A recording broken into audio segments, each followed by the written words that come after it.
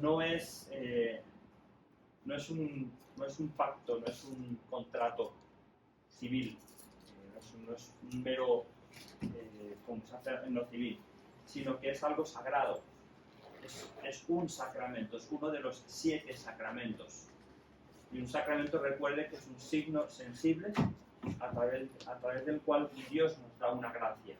Dios nos da su gracia. La gracia de Dios nos llega principalmente a través de los sacramentos. Nos llega de muchas maneras, pero a través de los sacramentos nos llega de una manera, vamos a decir, objetiva y segura. Yo puedo hacer un momento de oración. Y yo en mi oración le puedo pedir perdón a Dios. Y yo me puedo sentir perdonado por Dios. Pero me puede hacer la duda. ¿Será que realmente Dios me ha perdonado este pecado? Los sacramentos Dios los ha inventado también para que nosotros tengamos como esa seguridad de que Dios me perdona, de que Dios me hace hijo suyo, de que Dios me da y me transmite su gracia. Ese es el sacramento, independientemente de la santidad del ministro.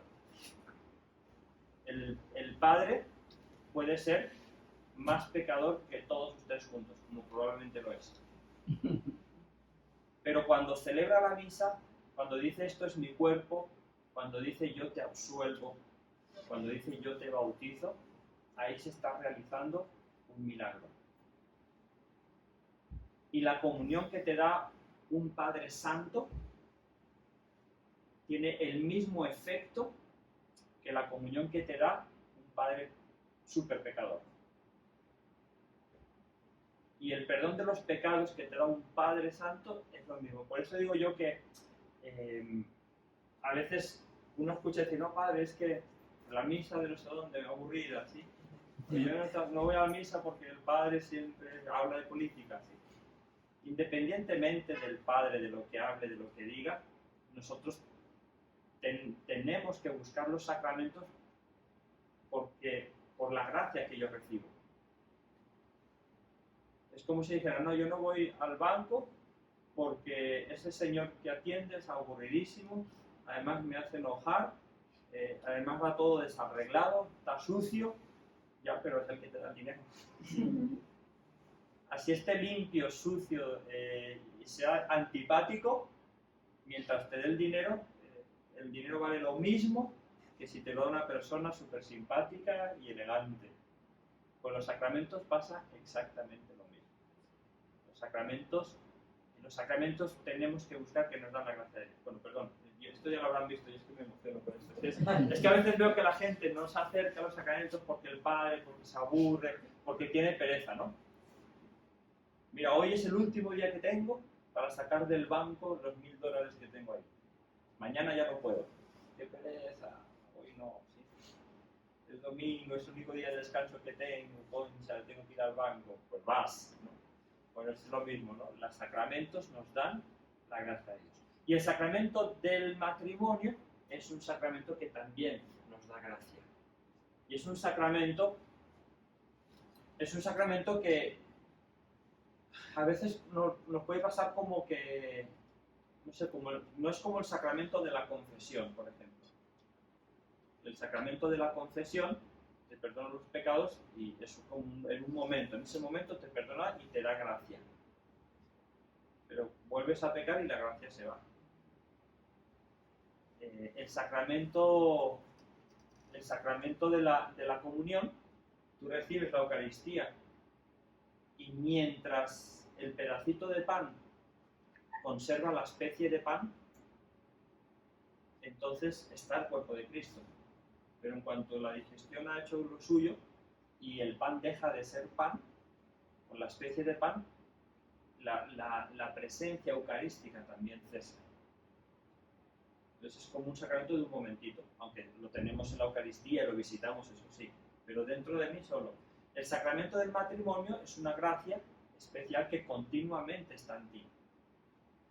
Es como un continuo. Es como en ese momento que tú das el consentimiento del matrimonio y dices, yo te acepto como esposo, yo tal, en ese momento entra en ti una gracia que se queda. como la gracia del bautismo, como la gracia de la confirmación, como la gracia del sacramento del orden sacerdotal. Bueno, vamos a ver qué... 4 ideas claves que vamos a ver en esta charla, si no me entretengo mucho y no me enrollo demasiado.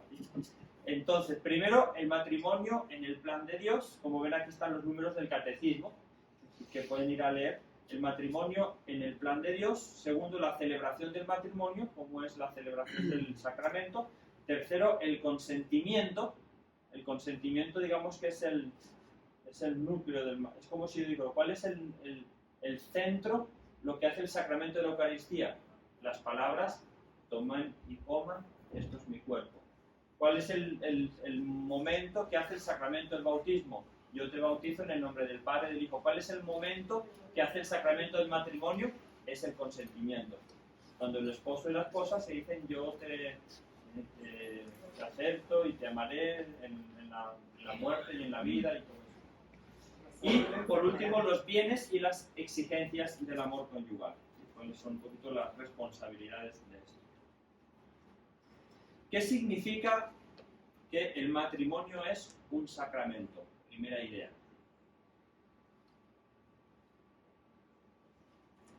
El Catecismo de la Iglesia Católica dice: la alianza matrimonial por la que el varón y la mujer constituyen entre sí un consorcio de toda la vida, ordenado por su misma índole natural al bien de los cónyuges y a la generación y educación de la prole, fue elevada por Cristo nuestro Señor a la dignidad del sacramento entre los bautizados.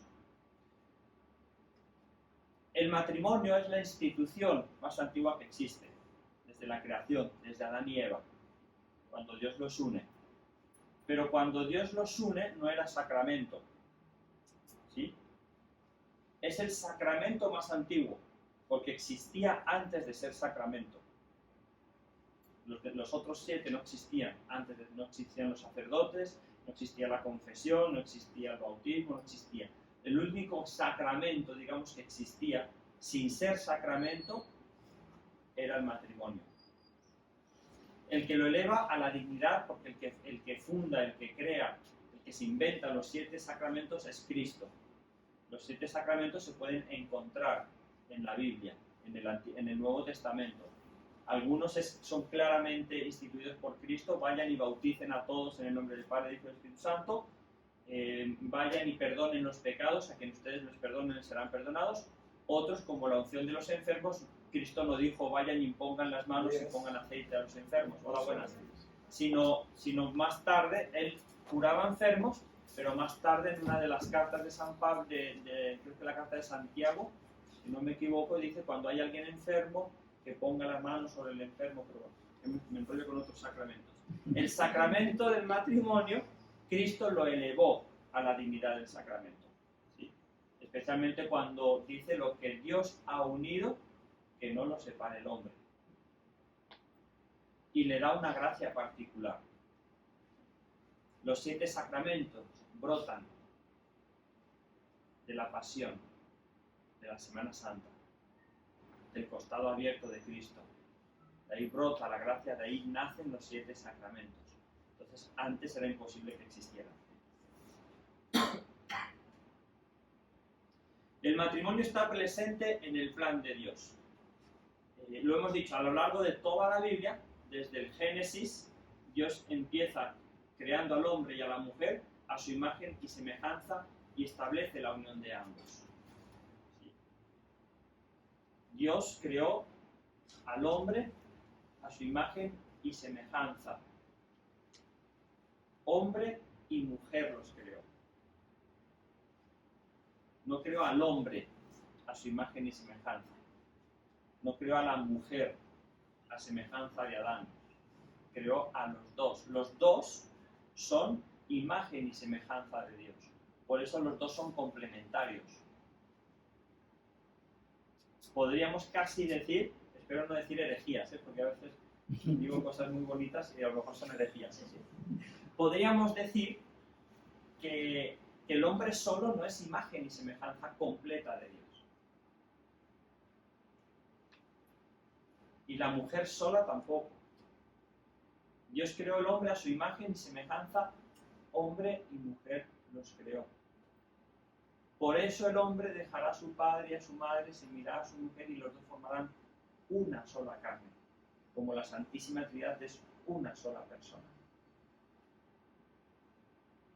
A veces no, o sea, si uno piensa esto en serio, se para un momentito a pensar, tú dices, wow, o sea, eso es muy fuerte lo que estás diciendo. Por eso la indisolubilidad. Yo no puedo a mí mismo separarme en pedazos. Entonces, si mi mujer, que no tengo, si mi mujer es una sola carne conmigo, yo no la puedo arrancar de mí. Porque entonces me va a faltar algo. Es una unión muy fuerte.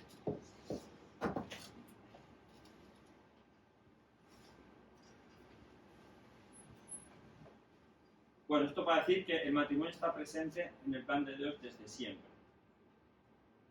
Vamos a ver este video que seguramente explica mejor que yo.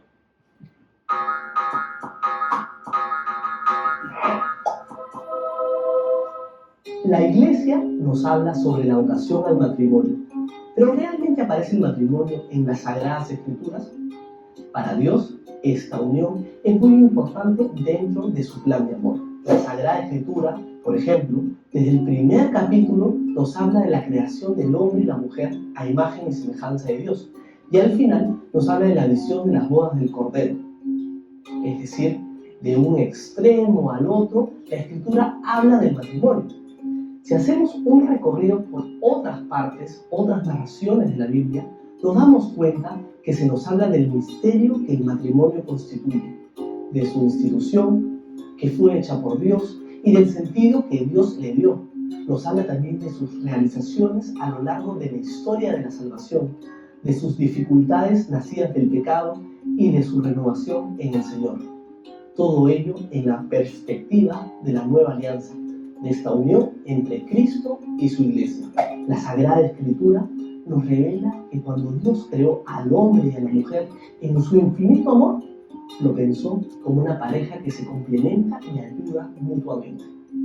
Para los cristianos, Jesucristo elevó el matrimonio a la dignidad de sacramento en las bodas de Caná.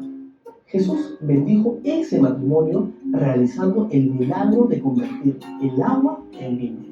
Así también, Dios obra en los esposos a través de este sacramento, dando una gracia especial para ser fieles uno al otro, santificarse en la vida familiar. Todo esto nos habla que el matrimonio cristiano es una auténtica vocación sobrenatural. ¿Te vas a casar pronto y quieres saber más? Anímate a abrir la Biblia para leer en profundidad las citas que aquí te hemos recomendado y así descubrir más sobre este hermoso sacramento tan querido por Dios. Algo interesante, una curiosidad bíblica, eso que dijo, el matrimonio está desde el inicio hasta el final, ¿no? Empieza prácticamente la Biblia con el matrimonio y termina como con las bodas del Cordero. Ahí en las interpretaciones bíblicas, no es que sea eso así, pero es como tratando de buscar interpretar la Biblia, diversos pasajes, están lo que se llaman las inclusiones, creo que se llaman inclusiones. Y es que yo tengo una palabra o una imagen al inicio de un texto y la vuelvo a tener más adelante. Entonces, como que el autor que escribió eso, es una interpretación, no es que sea así, pero podría ser así, ¿no? Es bastante... El autor sagrado o Dios mismo quiere que nosotros leamos esos pasajes a la luz de estas palabras, ¿no? Por ejemplo, San Juan, en las bodas de Caná, llama a María, Jesús la llama madre. Madre, no ha llegado mi hora. Y después al final del Evangelio la vuelve a llamar madre. Madre, ahí tienes a tu hijo, ahí tienes a tu madre. Entonces todo lo que hay en el medio, de alguna manera, viene interpretado a la luz de estas dos ideas de madre. Entonces es interesante esto porque dices, al inicio de la Biblia está el matrimonio. la unión del hombre y la mujer. Dios crea, hace toda la creación y el culmen, ¿cómo se llama? La guinda, el top es la creación del hombre y la mujer. Toda la creación lleva a Dios a crear al hombre y la mujer para que gobierne toda la creación. Y al final terminan las bodas del Cordero. Toda la Biblia, toda la historia de la salvación es una historia de amor, de alianza. El matrimonio es alianza. Es la historia de la alianza entre Dios y su pueblo, entre Cristo y su iglesia. Entonces, son ideas para que ustedes, pues, cuando no tengan nada que hacer, piensen. El matrimonio es un vínculo sagrado, una íntima comunidad de vida y amor conyugal. Está inscrito en la misma naturaleza humana al haber sido creados hombre y mujer, por lo que no es un invento humano, sino que ha sido creado por Dios. Es la institución más antigua que hay. Es de derecho natural. El bautismo, la confirmación, todos los demás sacramentos no son derecho natural. Es algo que Cristo se inventó. También Cristo se inventó el sacramento del matrimonio, pero el matrimonio ya existía. El matrimonio Cristo lo eleva a la dignidad, pero ya existía en derecho natural. La Iglesia Católica hace un esfuerzo muy grande, la moral católica, por tratar de decir que toda la moral que tiene que ver con el matrimonio, con la vida, con todo esto, no es... uno no encuentra solo motivos de porque Cristo lo dijo, porque la Iglesia lo dice, sino que tiene sus fundamentos en la misma persona humana, la misma creación del hombre, eso es el derecho natural. Cualquier religión, cualquier persona, crea o no crea en Dios, debería reconocer que existe una ética, que existe una moral, porque Dios lo creó. Nosotros decimos primero porque Dios lo creó. Vamos a ver ahora el rito. ¿En qué consiste el rito del matrimonio? ¿Quiénes son los ministros del sacramento? Sí lo saben, ¿no? ¿No? Vamos a ver ahora. No es el cura el ministro, ¿vale? Vamos a ver el rito.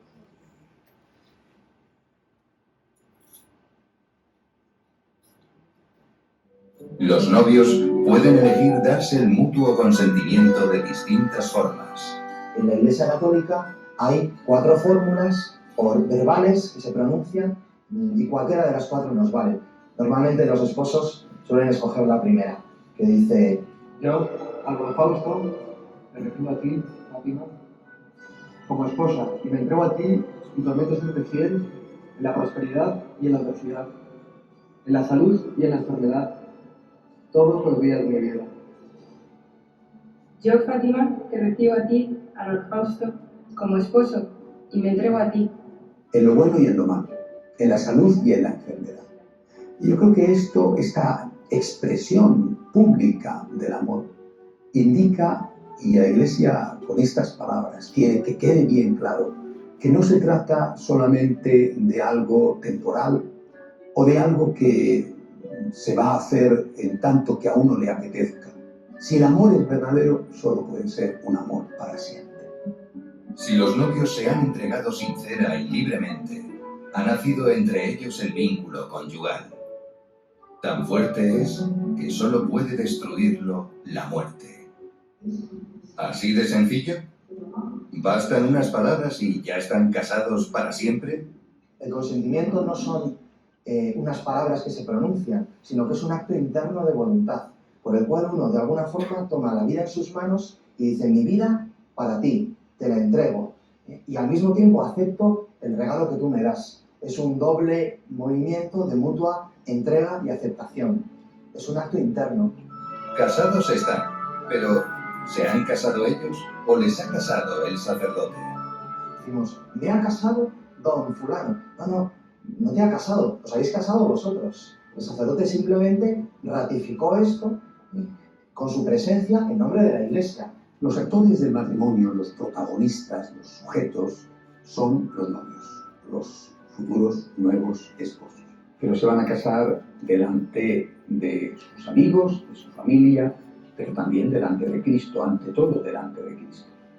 es esa presencia del sacerdote lo que les garantiza que está el Señor allí presente, bendiciendo la unión, bendiciendo el amor que ellos públicamente están declarando.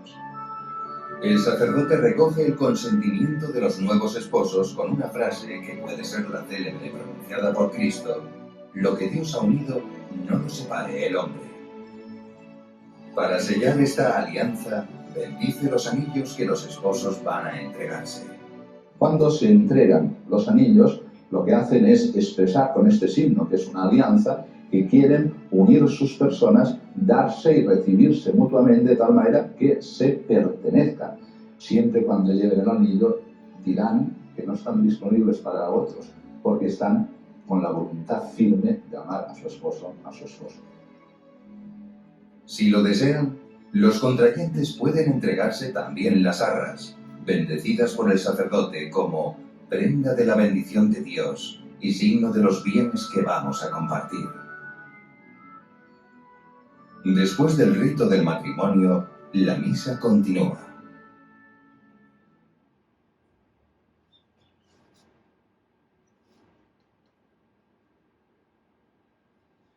Bueno, el matrimonio es un sacramento por sí mismo.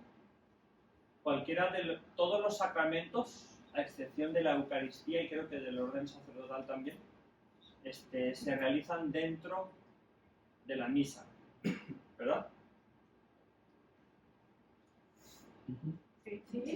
La Eucaristía No. La confesión no se realiza dentro de la misa.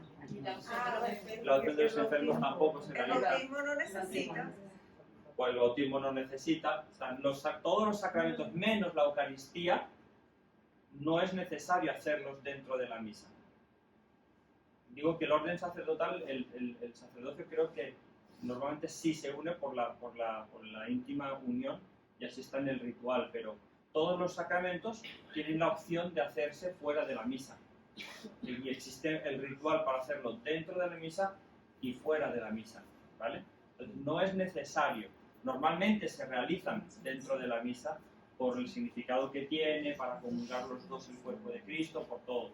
Pero no es estrictamente necesario. De hecho, a mí personalmente, a mí me gusta celebrar los bautizos fuera de la misa. ¿Por qué? Porque personalmente hay otros padres que lo quieren hacer dentro de la misa y está también muy bien. Pero yo siento que las personas, cuando está dentro de la misa, una vez han bautizado al niño, ya la misa se pierde, ¿sabes? Porque ellos van a bautizar al niño. Y a veces ni siquiera responden en la misa, están distraídos. Para los niños después se hace excesivamente largo, ¿sí? Entonces, un bautismo sin misa puede durar tranquilamente media horita, con una buena homilía, explicando bien los ritos y toda la cosa. Entonces, como que se aprecia más el sacramento que se está celebrando. Pero bueno.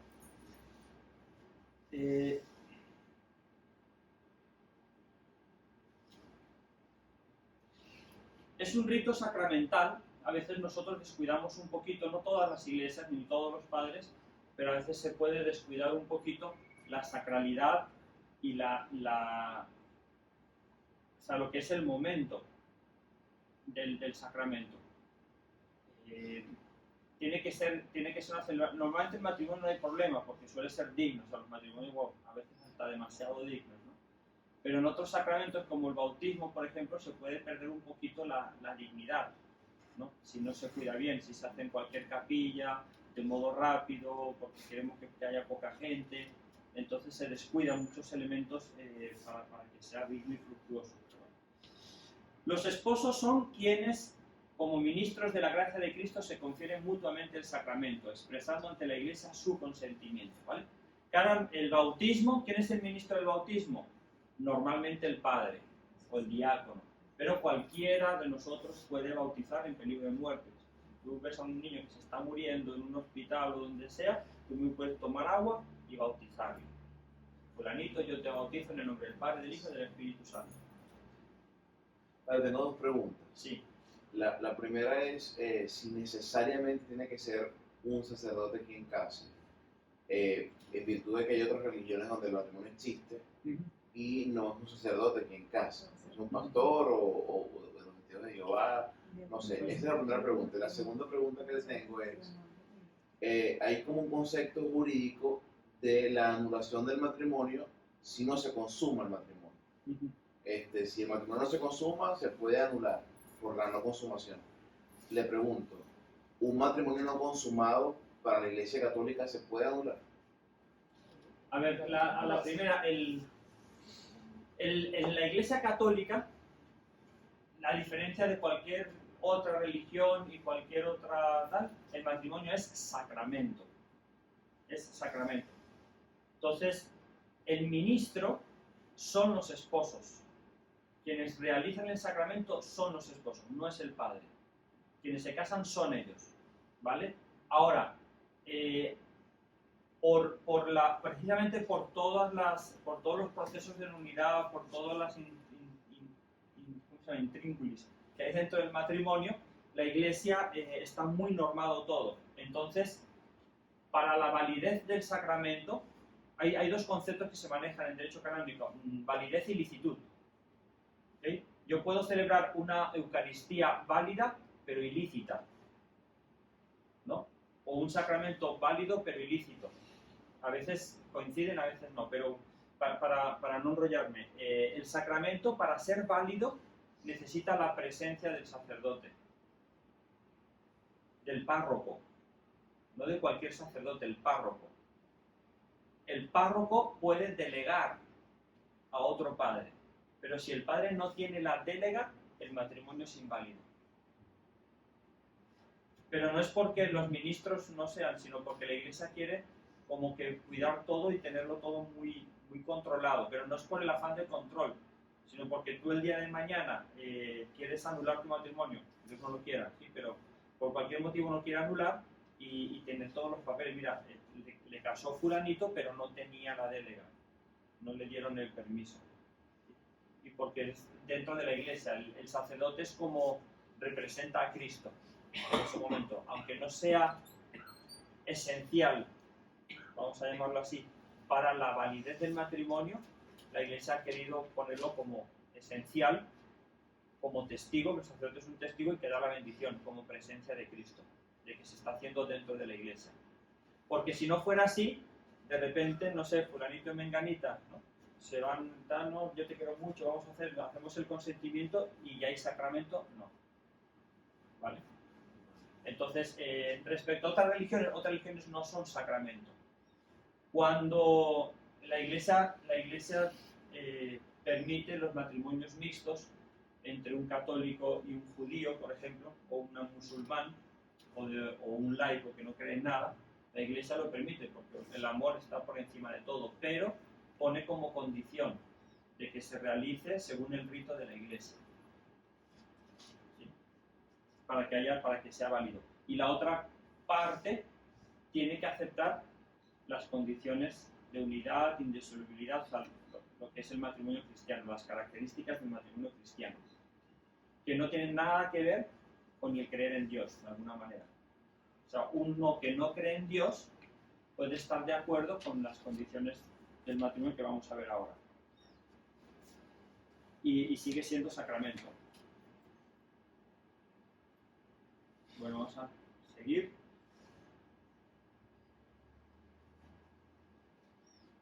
Bueno, hay que tener en cuenta que me paro brevemente, la preparación para el matrimonio es algo que los padres discutimos mucho. Hay países en que realmente se hace una buena preparación para el matrimonio. O sea, tienen como 12 charlas, o sea, es un año de preparación entero, ¿no? Y tienen una charla y tienen un mes como para pensar, para darle vueltas, para hablar entre ellos, pues otra charlita, ¿no? Aquí en concreto, bueno, es un fin de semana, unas pocas charlas que se dan y ya, ¿no? Creo que no sé, que estamos pecando de algo muy grave, de omisión. A lo mejor no, perdón, que me perdonen los obispos y que entendí estas cosas, ¿no? Pero si para ser médico y operar, o para ser maestro, para ejercer una profesión que supuestamente vas a dedicar y vas a ganarte el sustento toda la vida, se requiere una preparación de tantos años. Si para la primera comunión, para recibir el cuerpo de Cristo, se requieren 2 años de preparación con una catequesis, ¿no? Para el matrimonio, ¿por qué no damos más preparación? Debería ser una preparación seria. O sea, casi es mejor no te cases, ¿sí? o vive junto un rato, ¿sí? Que me perdone. Pero prepárate bien porque es para toda la vida. Es una decisión que vas a tomar para toda la vida. Y tienes que saber todo lo que esa decisión implica. Tienes que conocer todo lo que ello implica. Sí, a veces más se prepara la fiesta que el mismo Sí, sin duda. el acto, ¿no? Y la Y parte más le pagan al del coro que al padre. Exacto. El padre no está para pagar, eso es una... Sí, pero bueno, Padre no. uno siempre hace alguna, o hizo pues, Sí. alguna colaboración a la iglesia, pero a veces yo no sé si la iglesia misma, yo no sé si es la premura en lo que se está, pero a veces uno dice, bueno, mire, yo voy a traer un cura mío, que está, Sí. y un sacerdote, perdón que haya dicho así, pero que hay un sacerdote mío, sí, no se preocupe. Y bueno, y vamos a cambiar la iglesia y los arreglos son, y hasta eso, bueno, en mi momento prácticamente uno cambiaba la iglesia completamente porque eran las flores, eran esto, porque yo tengo la banqueta aquí, la alfombra, Sí. y uno traía de todo, y el matrimonio no duraba nada. Ujú. O sea, el momento o la preparación, inclusive las preguntas y las cosas, se reduce. Ustedes tienen como una buena intención, tienen esto, pero no. Y las medidas eugenésicas no se toman en cuenta. Sí. O sea, piensan primero, tiene razón, porque yo he casado a mucha gente y te piden, padre, miren, nos vamos a casar tal día. Dicen, tal día no puedo, podemos cambiar el día. No pares, que ya tenemos el salón de fiestas. Y la iglesia, bueno, la iglesia donde usted diga. Te gusta tú la iglesia, ¿no? Y hay algo muy interesante que, bueno, esto no tiene que ver, sí, tiene que ver, pero leí un libro que decía que antes la gente no se casaba enamorada. A veces la gente se casaba, bueno, pues porque mi papá me dijo, cásate con la otra, con aquella y listo, ¿no? Eran matrimonios concertados, ¿no? No se casaban enamorados, pero creían en el matrimonio. Creían en el sacramento, creían que era para toda la vida. Entonces, te fregaste, como dicen, ¿no?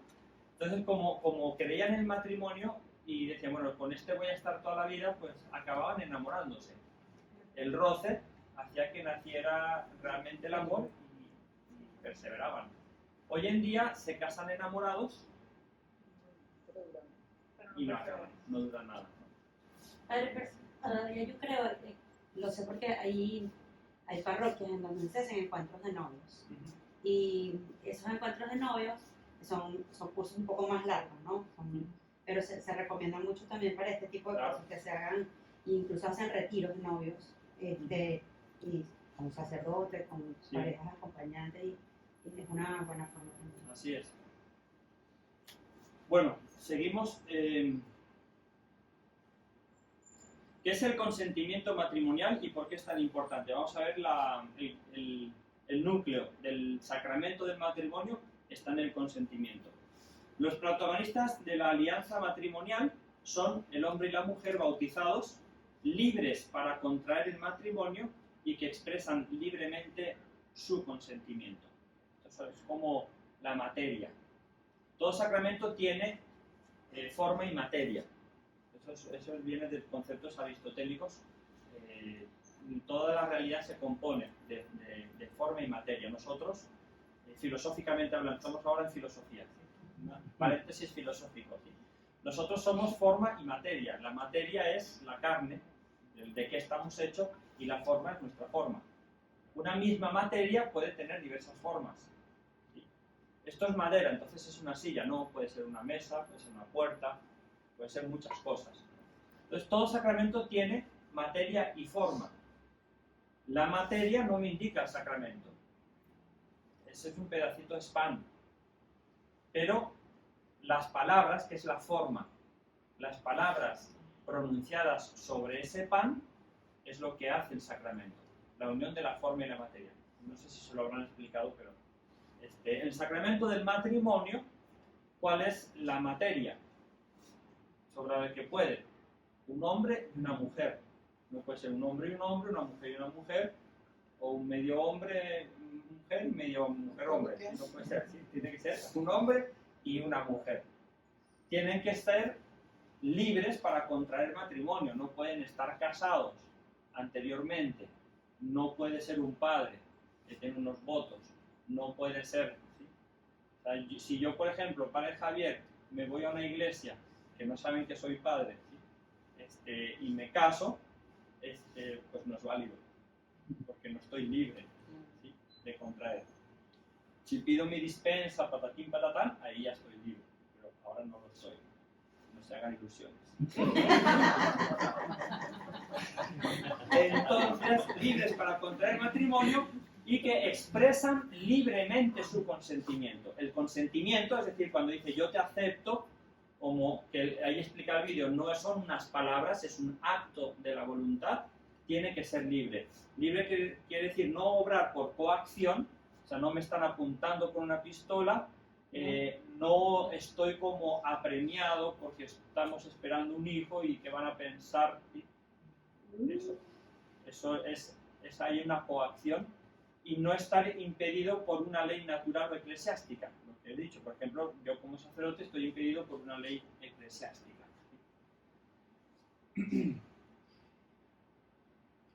Para la Iglesia, el intercambio de los consentimientos entre los esposos es el elemento indispensable del matrimonio. Sin el consentimiento no hay matrimonio. Pueden faltar flores, puede faltar la Iglesia, puede faltar el padre, incluso en ciertas circunstancias. Hay lugares de misión donde no hay padres. Entonces la Iglesia permite que un laico preparado pueda presidir los matrimonios, porque el padre es solo testigo. Sí, como es padre, además bendice. Pero el sentido del padre no es simplemente la representación de la Iglesia. Estás tú, está él, está ella y está la Iglesia. Padre, si se llega a dar un momento cuando uno le preguntan que uno está así, y entonces, si hay alguien que se oponga en el matrimonio o calle para siempre, ajá, y si allí aparece alguien, en el momento se suspende todo hasta que se pruebe, Sí. o... Claro. Wow. O sea, el sentido, lo que pasa es que ya nadie Eso se me pasa fija, tanto. nadie se fija en eso. Para casarse uno no puede casarse, decir, me voy a casar el mes que viene. No, tiene que ser 6 meses antes, tiene que ir a la iglesia y tiene que publicar al público. Y todo el mundo va a la iglesia y ve, pero nadie lo hace, nadie va a ver. Y al final, por si acaso, el padre dice eso, ¿no? Obviamente nadie se atreve. Perdón, me acordé de la otra pregunta, te respondí solo una pregunta. La otra era la de la consumación. La Sí, consumación. porque yo concepto la del consumación matrimonio rato. en el matrimonio sacramental no es necesaria la consumación para la validez. ¿Okay? Hay que ver la causa de nulidad. La causa de nulidad no es después del matrimonio, no son por cosas que pasan después del sacramento, sino por cosas que pasan en el acto del sacramento o que vienen desde antes, pero que es en el acto.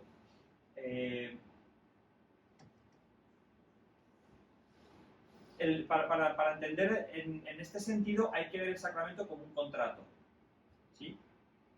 Yo hago un contrato contigo, tú me vendes 5 vacas y yo las acepto y te doy en cambio no sé qué, ¿sí? Yo tenía una pistola aquí, o te comprabas las vacas o te casabas, entonces no es libre. El acto no es libre, hay algo en el acto que no me lo hacía libre. El consumar el matrimonio hay que ver si hay algo de antes. Por ejemplo, yo no te dije que era gay. Vamos a hacer exactamente. Sí.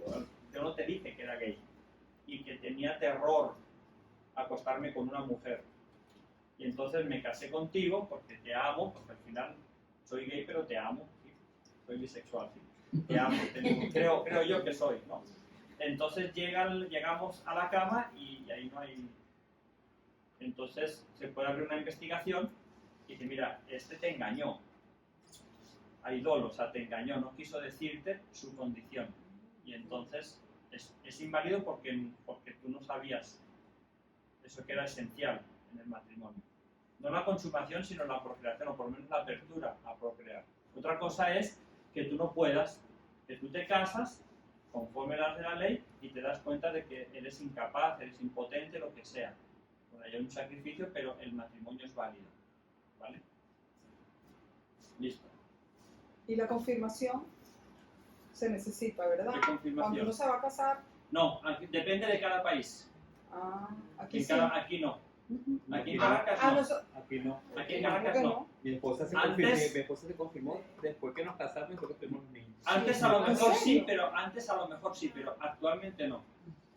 Yo creo que eso va porque antes a uno lo confirmaban cuando estaba muy pequeño y luego hubo como un cambio de edad.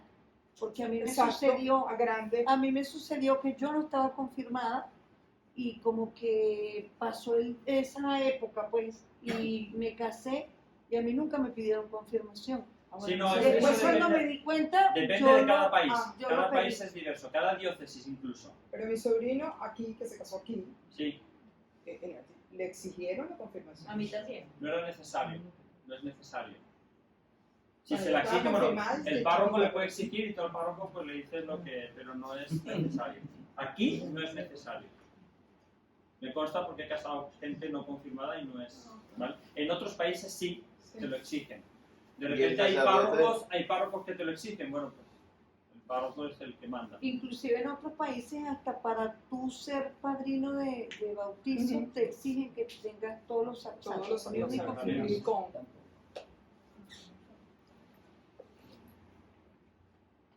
Bueno. El consentimiento debe ser un acto de la voluntad de cada uno de los extrayentes, libre de violencia o de temor grave externo. Es decir, el consentimiento tiene que ser libre. O sea, yo en ese momento que estoy dando tengo que estar libre. ¿Vale? Ese es el punto. A veces, es una de las causas de nulidad es que no sea libre. Y a veces no puede ser libre no solo por miedo, por coacción, sino por inmadurez. O sea, yo no tengo la madurez para decidir libremente. Es como un niño. O sea, hay gente que es inmadura. Un niño no puede decidir libremente qué sexo tener, por decir algo, en el mundo que vivimos. A veces los papás los ponen a escoger libremente y tú dices, el niño no es libre. ¿Quieres ir a Disney o quieres hacer un curso, un máster en biotecnología? Pues es una tontería, ¿sí? El niño que va a querer, ¿sí? Disney no es libre de decidir, ¿vale? Padre, sí. Ahora, una pregunta.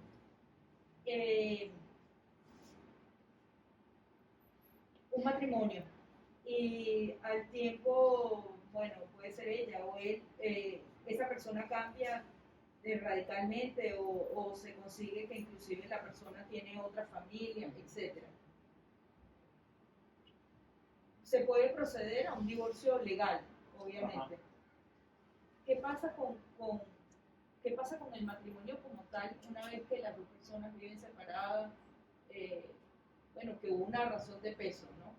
Porque una de las personas cambió radicalmente, se convirtió en otra persona. ¿Qué pasaría? El vínculo matrimonial permanece, o sea, sacramentalmente están unidos. Sacramentalmente pueden vivir separados, pero sacramentalmente están unidos. Dios los ha unido y no lo puede separar nadie. Y no se pueden volver a casar. Es una condición dura, es dura, pero la respuesta que tú das a esa condición, ahí demuestra también el nivel de responsabilidad que tú tienes, de madurez. O sea, yo me comprometí y yo no voy a fallarle a Dios. El otro a lo mejor se casa con otra y lo ves feliz y tú, por vivir tu fe, por tratar de vivir conforme a lo que Dios ha establecido, pues te aguantas y vives solita. Es duro, pero es posible. Con la gracia de Dios todo es posible. pero no se puede. Si lo que es después del matrimonio no se puede romper, no se puede anular.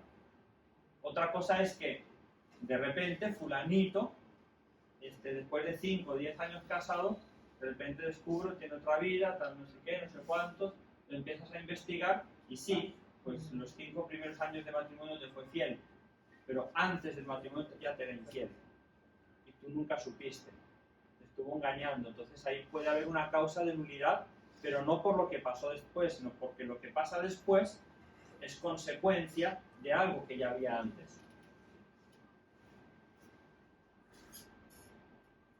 O sea, en realidad, a ver, vamos a ver esto y con esto verán que el sacerdote, déjenme para ir a lo fundamental. El sacerdote asiste a la celebración, recibe el consentimiento, la presencia del ministro, lo hemos visto, expresa la iglesia. Los bienes y exigencias del matrimonio. Estos 3 elementos, consentimiento, unión exclusiva para toda la vida y apertura a los hijos, son como los 3 elementos fundamentales del matrimonio, o lo que se llama unidad, indisolubilidad y apertura a la fecundidad, a la vida. Unidad, indisolubilidad y apertura en la vida. Basta que alguien de los dos no crea en una de estas 3 cosas y el matrimonio es inválido. Hoy en día, vamos a decir, dicho entre nos, como dicen, muchísimos matrimonios son inválidos, aunque no lo sepan quien se está casando. ¿Por qué? Porque no creen en la indisolubilidad, muchos de ellos. Si creen en el consentimiento, en la unidad de los dos, nosotros dos vamos a ser una sola cosa, eso lo creen. Pero si tú escarbas un poquito y dices, mira, a ver, fulanito, si el día de mañana tú descubres que ya te es infiel, que tiene otros hijos, que ya no te quiere, ya no te ama, tú, bueno, entonces me separo y me busco otra. O sea, la indisolubilidad es indisolubilidad. Entonces, si yo no creo en eso, yo ya el matrimonio es inválido. Entonces piensen cuántos jóvenes hoy se casan diciendo que es para toda la vida, pero con un pero. Sí, para toda la vida. ¿Hay algún pero? No, pero sí. No tengo ninguno, solo tengo uno. Porque el amor se acaba, la gente ya no se enamora, te encuentras a otro. ¿No? Hoy la gente cree que el amor se acaba, o se puede acabar. Lo otro es la apertura a la vida. La apertura a la vida. Hay matrimonios que a veces uno de los dos no quiere tener hijos. Y se casan, incluso sabiendo, o sea, yo quiero tener hijos y yo sé que él no quiere. Pero yo lo voy a convencer. ¿Sí? Yo lo voy a cambiar, yo lo voy a convencer. Eso tampoco, ¿no? Es válido. ¿Vale? Entonces, bueno, esto es fundamental, estos 3 elementos son como el núcleo del matrimonio. El consentimiento, sino que en consentimiento no hay matrimonio, pero tampoco lo hay sin creer en la indisolubilidad y sin creer en la apertura a la vida. ¿Vale? Padre, una pregunta.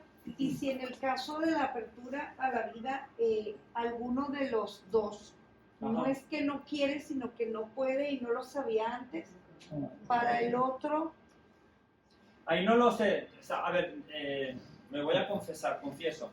De moral matrimonial, o sea, no sé muchísimo.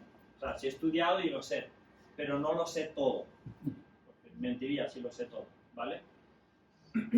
Creo que ahí se puede hacer un proceso, porque no se sabía, ¿okay? Y es muy difícil saberlo, pero no estoy seguro, O sea, si se sabía antes, lo cual es difícil porque, a no ser que haya alguna condición física, ¿no? Pero si se sabía antes y se cansan, creo que es válido, pero no estoy seguro. Si quieren lo investigo y les paso la nota para no decir tonterías, ¿vale? De acuerdo.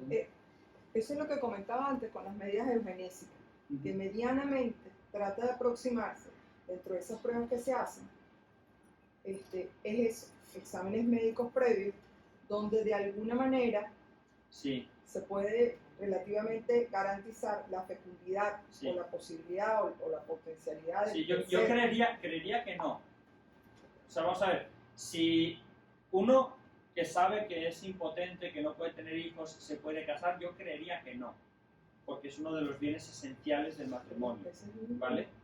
Entonces, ¿y ahí qué pasa? La vida, la naturaleza es así. Es como, ¿qué pasa? A ver, yo quiero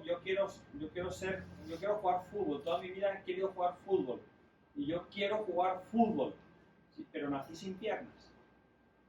No puedo ser futbolista, tengo que aceptar mi condición de que no puedo hacer todo en la vida, que hay ciertos limitantes que la naturaleza me da.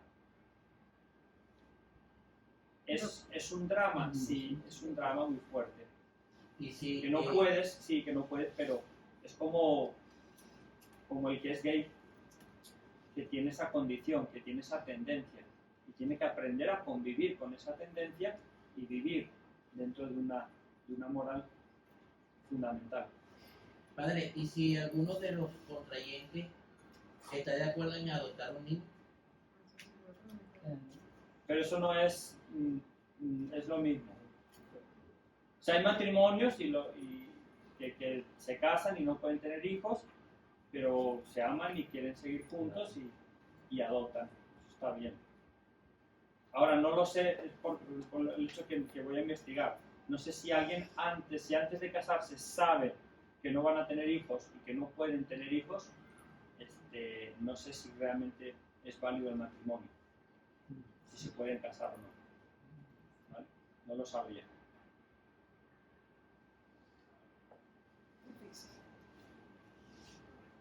Tendría que haber, a lo mejor de mutuo acuerdo, sí. Exacto. Sí, de mutuo Pero, acuerdo. pero hay que ser abiertos, ¿no?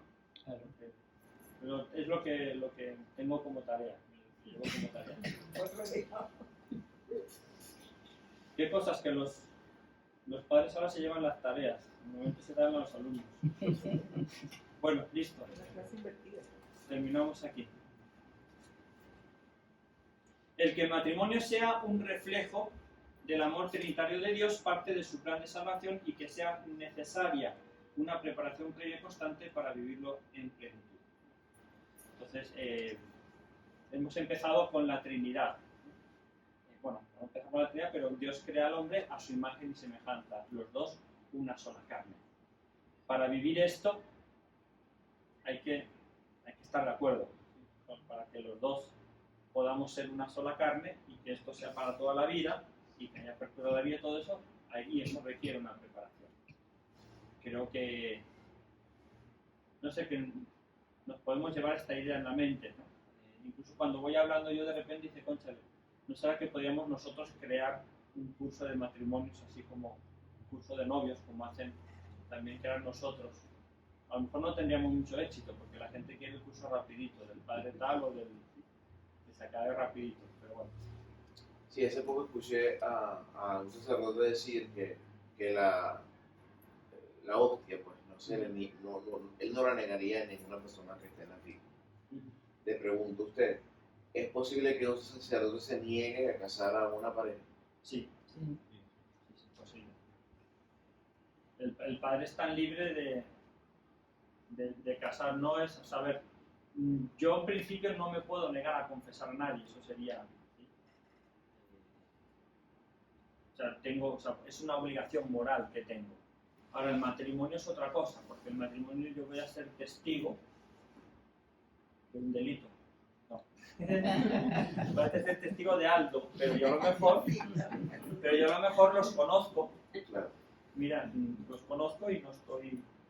Y yo creo que ustedes no deberían casarse. O sea, si yo me confieso ante usted y cometí un pecado, le digo, padre, hice esto, y después yo decido casarme, usted puede decir no porque ya conoce mi pasado. No, sin confesión no.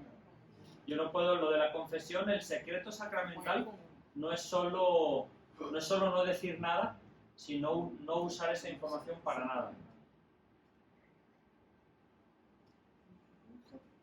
De hecho, está el típico dilema moral que se presenta, ¿no? Si alguien viene y dice, padre, acabo de meter una bomba ahí en el cumbre, si va a explotar. En confesión, ¿qué haces? Bueno, piénsenlo. Les dejo tarea a ustedes. Convencerlo de que la quite. Bueno, entonces, por lo que estoy entendiendo, la iglesia no anula el matrimonio, sino que demuestra que fue nulo desde el principio. O sea, no existió el... No existe. La causa de nulidad no significa anular, sino que es demostrar que no existió el contrato. Por una de las... Bueno, vamos, gracias. Sí. Te damos gracias, Señor, por todos tus beneficios, a ti que vienes que vengas por los siglos de los siglos. Amén. Cristo, Rey nuestro. Venga tu reino. María, Madre de la Iglesia. Ruega por nosotros. Padre, 1.000.000 de gracias. Agradecemos mucho su presencia aquí, su tiempo, su dedicación. Muchísimas gracias. Gracias.